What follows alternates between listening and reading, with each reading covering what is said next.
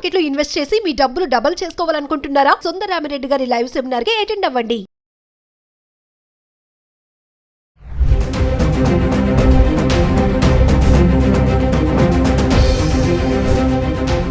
Hi hello నమస్తే, welcome back to Suman TV. ప్రస్తుతం మనతో పాటు ఉన్నారు పబ్లిక్ స్పీకర్ రజనీ రమ గారు. మేడంతో మాట్లాడదాం. నమస్తే మ్యామ్. నమస్తే నవీన. మేడం, ఇప్పుడు అఘోరి వర్షిని చాలా సెన్సేషనల్ అయిపోయింది. అవును. సోషల్ మీడియాలో మస్తు ట్రోల్ చేశారు అమ్మాయిని కూడా. ఉమ్. వచ్చేసింది ఇంటికి అనుకున్న టైంలో అమ్మాయి మరి ఉండలేక వెళ్ళిపోయిందా, మరి ఏంటి అనేది ఆకర్షించబడిందా, మరి వశీకరణే చేసిందా అఘోరి అనేది ఎక్కడ ఏం తెలియట్లేదు, క్లారిటీ అయితే లేదు. మొత్తానికైతే మళ్ళీ అక్కడికే వెళ్ళిపోయింది. ఇద్దరు కలిసే ఉన్నారు ప్రెసెంట్.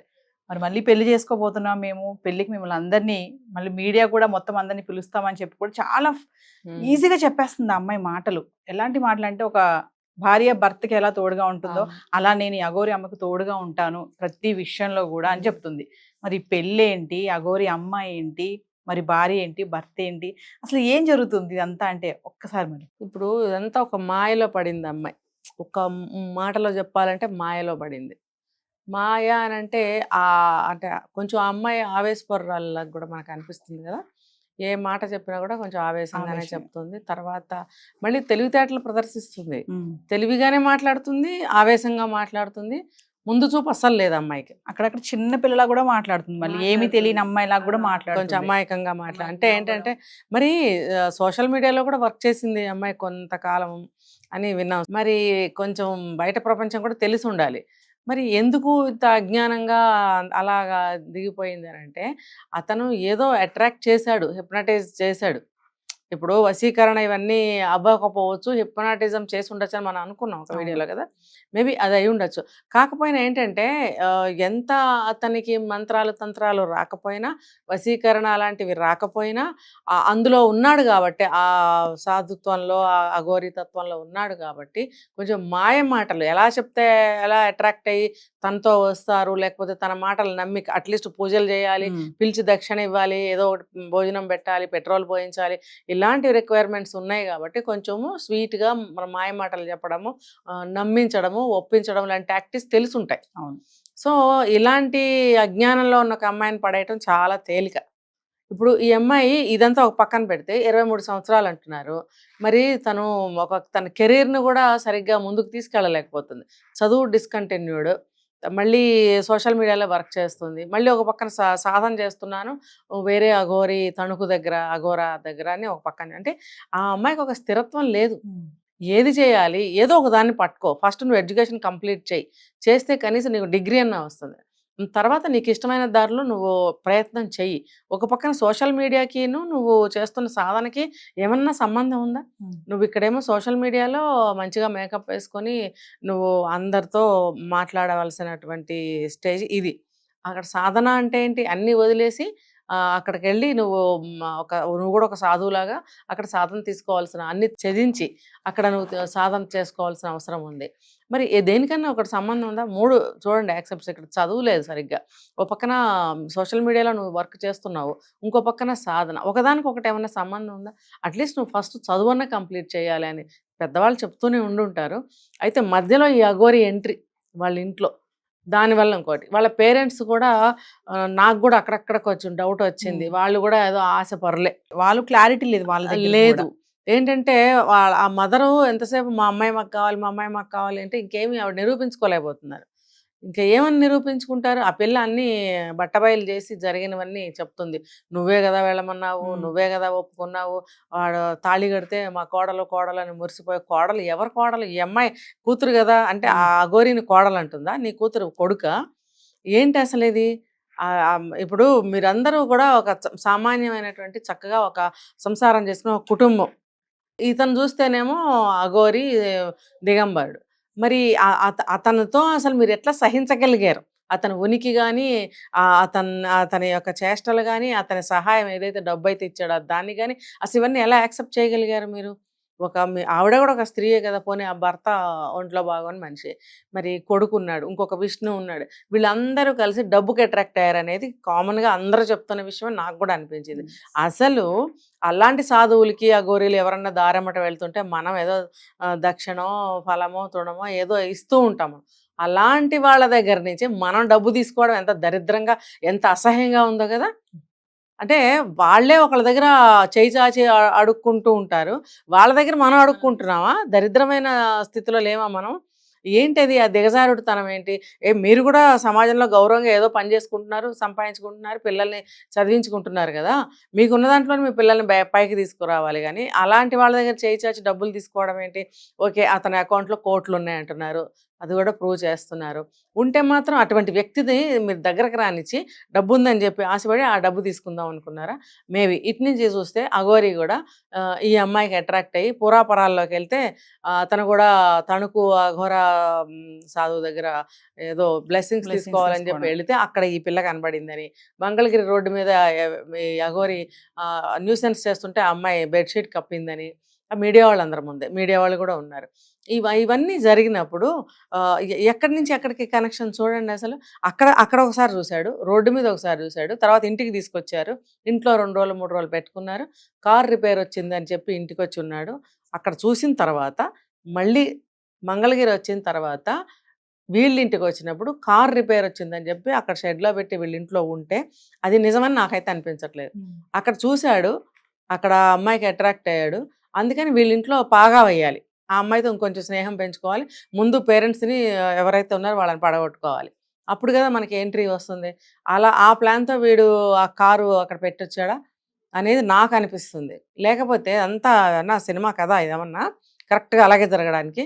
కార్ రిపేర్ రావడం ఏంటి, అక్కడ పెట్టడం ఏంటి, నువ్వు వీళ్ళింట్లో ఉండడం, చెట్టు కింద ఉండు, నువ్వు శ్మశానంలో ఉండేవాడివి, వాళ్ళ ఇంట్లో ఎందుకు ఉండాల్సి వచ్చింది, నువ్వు ఎక్కడ షెల్టర్ లేక వాళ్ళ ఇంటికి వచ్చావా? నీకు షెల్టర్ ఏంటి? ఒక సాధువుకి, ఒక దిగంబరుడికి షెల్టర్ ఎందుకు? వానకి ఎండకి తడుస్తూ ఎండుతూ ఎక్కడో చోట తేని ఎక్కడో చోట పడుకునేవాడివి, నీకు ఒక ఇల్లు కావాల్సి వచ్చిందా? అక్కడే నాకు అనిపిస్తుంది వీడు ప్లాన్గానే కారు వంక పెట్టుకొని వీళ్ళింటికి వచ్చాడు. అంటే అమ్మాయిని ట్రాప్ చేశారని అనుకోవచ్చు. ఖచ్చితంగా ఆల్రెడీ తణుకులోనే వీడి కళ్ళు పడ్డాయి. తర్వాత మంగళగిరి అటు పోతూ పోతూ ఆగి నా కార్ రిపేర్ వచ్చిందని షెడ్లో పెట్టి ఇంటికి ఎందుకు రావాలి వచ్చాడు అని అంటే అతని మనసులో ఏదో ఒక చెడు అభిప్రాయం కలిగింది. తర్వాత ఆ అమ్మాయిని ఆ 2-3 రోజుల్లో వశపరచుకోవడము, గదిలో తలుపులేసి ఆ అమ్మాయికి హిప్నటైజ్ చేయడము, లేకపోతే మాయమాటలు చెప్పడము, నమ్మబలకటము, ఇందులోకి వస్తే ఇలా ఉంటుంది అలా ఉంటుందని ఆశలు చూపించడం ఏవో చేశాడు. ఇప్పుడు తను మగాడైనప్పుడు ఆ అమ్మాయికి కూడా తెలుసు ఆ విషయం, అన్నీ చెప్పాడు కదా. చెప్పినప్పుడు టచ్ చేస్తే ఒక అమ్మాయికి ఎలా ఉంటుంది మరి? అలాంటి ఫీలింగ్స్ అన్నీ అమ్మాయికి తీసుకొచ్చాడు, తను కూడా ఆ ఫీలింగ్ పొందాడు. ఎందుకంటే వయసులో ఉన్నాడు, తను కూడా దిగంబరంగా ఎక్కడెక్కడ తిరుగుతున్నాడు, ఆ అనుభవాలు లేకపోవచ్చు. ఒక అమ్మాయిని టచ్ చేసినప్పుడు అమ్మాయికి ఫీలింగ్స్ రావచ్చు, వీడికి రావచ్చు. ఇంకా ఏదో రీల్స్ తీస్తున్నాం అని చెప్పి ఆ విష్ణు అనే అబ్బాయి మీద పడడము, వీళ్ళ అమ్మ నాన్న వీళ్ళందరి దగ్గరుండి ఆ రీల్స్ తీయడము, యూట్యూబ్లో ఎక్కడ పెట్టడము, ఇదంతా ఎంత నాటకీయం అయితే కూడా అఘోరి అయినప్పుడు నువ్వు అలాగ బట్టలు విప్పదీసుకొని ఒక మగవాడి మీద పడి రీల్స్ చేయించుకుంటావా? వాళ్ళు షూటింగ్ చేస్తుంటే నీకు పబ్లిక్లోకి వెళ్తుంది ఇదంతా అని తెలియటం లేదా నీకు?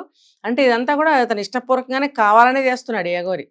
అంతా అయిన తర్వాత ఆ అమ్మాయికి బాగా నమ్మించి మొత్తానికి తీసుకుని వెళ్ళిపోయాడు. ఇప్పుడు 1 పెళ్లి 2 పెళ్లి 3 పెళ్ళిళ్ళు అంటున్నాడు. ఇప్పుడు ఆ అమ్మాయి అతనే నాకు భర్త, ఆ అఘోరి ఏమంటుంది, ఈ అమ్మాయి నాకు భార్య, కావాలంటే పిల్లల్ని తెచ్చి పెంచుకుంటాం అంటే నువ్వు ఎలా మాట్లాడుతున్నావు? పక్కా సంసారిలాగా, ఒక మేల్ లాగా నువ్వు మాట్లాడుతున్నప్పుడు నువ్వు అఘోరి ఎందుకు అయ్యావు? తర్వాత నువ్వు సాధన ఎందుకు చేస్తావు? ఈ అమ్మాయికి సాధన ఎందుకు ఇప్పించగలుగుతావు? ఎలా ఇప్పించగలుగుతావు? సంసారం చేస్తామని చెప్తుంటే మళ్ళీ ఇంకో పక్క నుంచి ఏం చెప్తున్నాడు, ఆ అమ్మాయికి ఆ ఫీలింగ్స్ రాకుండా నేను ఆ అమ్మాయికి ఏదో చేస్తాను, మాకు ఉంది ఒక మంత్రం తంత్రం, నేను కూడా ఆ ఫీలింగ్స్ లేకుండా చేసుకున్నాను అంటే. మనకి అక్కడ ముత్యాలమ్మ టెంపుల్ దగ్గర అల్లరి చేసినప్పుడు సికింద్రాబాద్లో అప్పుడు కూడా ఈ మాటలే చెప్పాడు, మాకు కోరికలు కలగకుండా ఏదో తల మీద ఏదో చేస్తారు, ఆడవాళ్ళకు కూడా అలాగే చేస్తారు అని ఏదేదో చెప్పాడు. అంటే ఇప్పుడు అవన్నీ నువ్వు చేయిస్తావా? చేయిస్తే నీకు అంత శక్తులు ఉన్నాయా?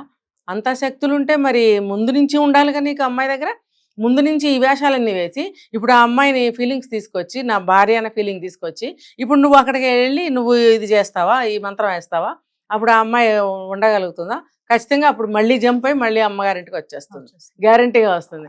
ఈ మధ్యలో ఏంటంటే రకరకాల మాటలు డ్రామాటికల్గా ముద్దు పేర్లు పెట్టుకోవడం, చిన్ను అనడము, భార్య అనడము, నేను మా ఇల్లు తీసుకుంటాను, నా దగ్గర డబ్బు ఉంది, స్థలం తీసుకుని ఇల్లు కడతాను, ఏదేదో మాట్లాడుతున్నాడు. ఇక్కడ ఇంకో విషయం ఏంటంటే మేడం, వర్షిని చెప్తుంది కదా, రీసెంట్ ఒక వీడియోలో చూసాను నేను కూడా, నేను సమాజం కోసం పోరాడతాను, నేను ముందుంటాను, ఒక రిపోర్టర్ ఎవరో అడిగారు, అవును. ఆడపిల్లల పట్ల ఇలాంటి జరుగుతున్నాయి కదా సొసైటీలో, మరి నువ్వు ముందుకు వస్తావా అని అడిగితే ఖచ్చితంగా నేను వస్తాను అంటుంది. ఏం వస్తుంది తను అంటే అఘోరితో ఆమె వచ్చి ఏం పోరాడుతుంది అసలు? అదంతా అది ఆ ఉద్రేకం. ఆ ఉద్రేకంలో మాట్లాడే మాటలు ఏం లేదండి. ఇదంతా ఏం లేదు. ఈ రోజుకు ఒక డెవలప్మెంట్ జరుగుతుంది. ఇంకా ఎన్నో డెవలప్మెంట్స్ జరుగుతాయి. కొద్ది రోజులు అటు ఇటు తిరిగినా వాళ్ళు ఆ అమ్మాయికి ఏ హిత కలుగుతుంది.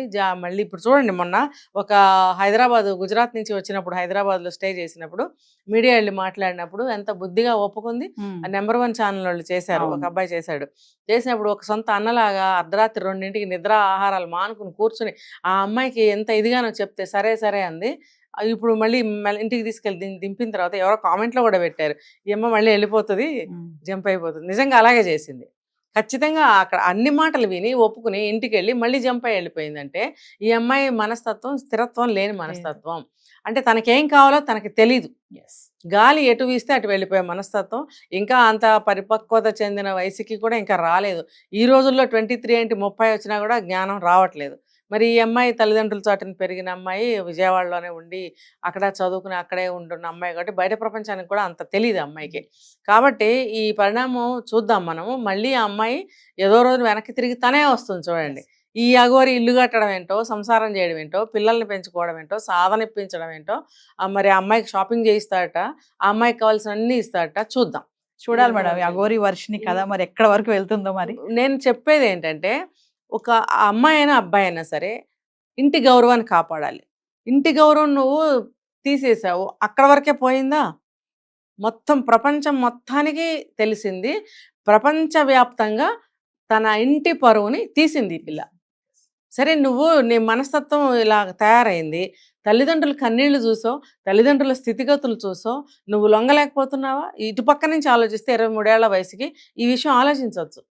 మరీ 13, 14, 18 ఏం కాదు కదా. ఈ విషయాన్ని ఆలోచించలేనంత చిన్న వయసు కూడా కాదు కదా. అంటే ప్రపంచవ్యాప్తంగా ఈ అమ్మాయి తల్లిదండ్రుల పరువు తీసింది.